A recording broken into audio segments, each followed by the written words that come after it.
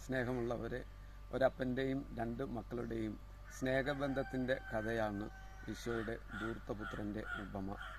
ഇളയപുത്രൻ വിദേശത്തു പോയി സർവ്വസമ്പത്തും നശിപ്പിച്ച് ജീവൻ തന്നെ അപകടത്തിലായപ്പോൾ ഒരു അവസാന അവസരം ലഭിക്കുകയാണ്.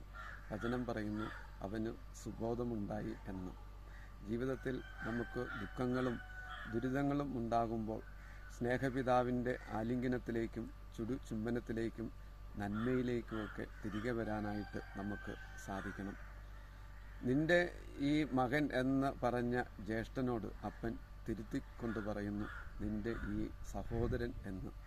ചുറ്റുമുള്ളവരെയെല്ലാം നമ്മുടെ സഹോദരന്മാരായിട്ട് നമുക്ക് സ്വീകരിക്കാൻ പറ്റുന്നില്ലെങ്കിൽ ദൈവം ഒരിക്കലും നമ്മുടെ പിതാവാകുന്നില്ല. സ്നേഹത്തിലൂടെ നമുക്ക് ഒരു സാഹോദര്യ മാനവ ലോകത്തെ പടുത്തുയർത്താം.